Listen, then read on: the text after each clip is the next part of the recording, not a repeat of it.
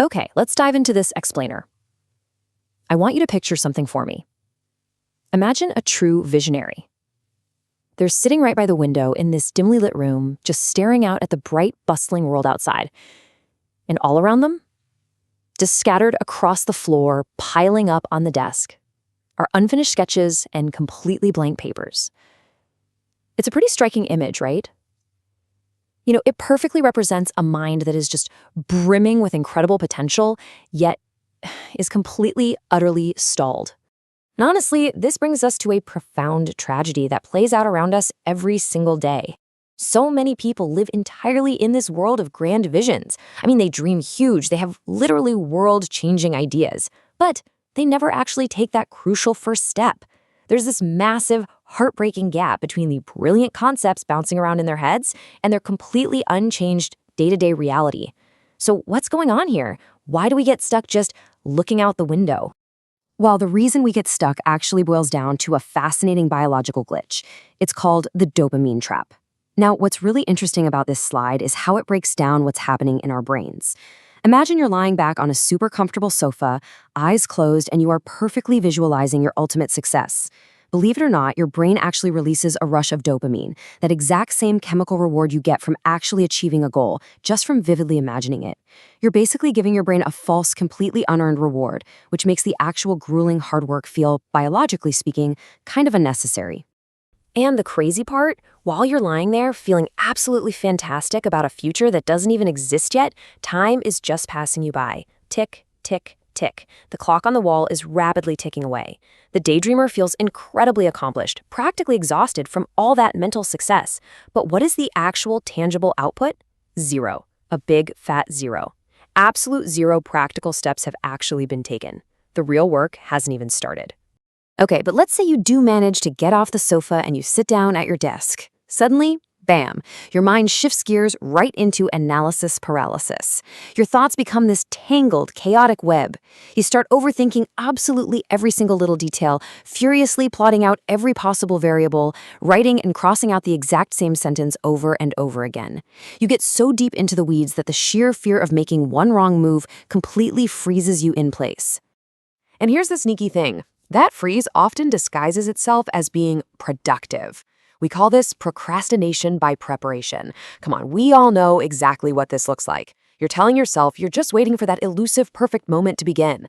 So you find yourself repeatedly cleaning your tools, meticulously rearranging your laptop on the desk for the perfect angle, maybe organizing your desktop files for the 10th time today. It really looks like work and it feels frantic, but actually, it's completely useless action. Because you're never actually pressing that start button. And this brilliantly illustrates a really hard truth we have to confront. Waiting is just a form of hiding. All that preparation, all that waiting around for the stars to align perfectly, it acts as a shield. It's a defense mechanism that keeps us completely safe from judgment, safe from critique, but it also keeps us completely hopelessly stalled. Think about it. If you never launch the project can never fail, right? Let's just slow down for a second here and really look at what's happening beneath the surface. It's an internal battle. It's the fear of failure versus the fear of success.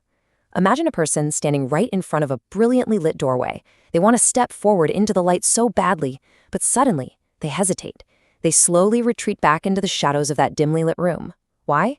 Simply because the familiar, cozy comfort of doing absolutely nothing suddenly feels way safer than the terrifying reality of actually succeeding and then having to maintain that success.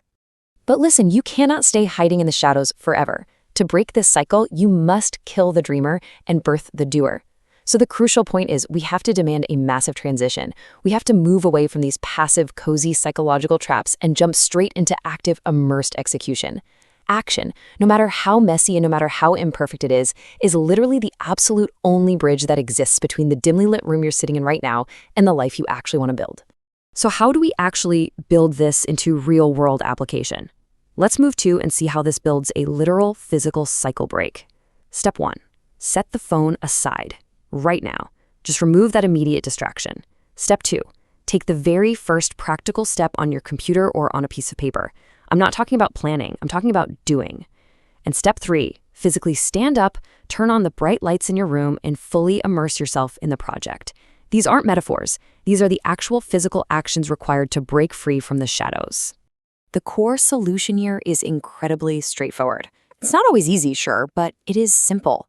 You have to stop dreaming about the finish line and start focusing entirely on the first step. You need to take all of that massive swirling mental energy and redirect it away from that distant perfect fantasy in your head. Instead, force all of it onto the immediate, messy, practical work sitting right in front of you. Which leaves us looking directly into the psychological mirror we've built together in this explainer. The question is pretty simple. Are you going to keep dreaming about the finish line, just letting the clock tick away while you sit safely in the dark?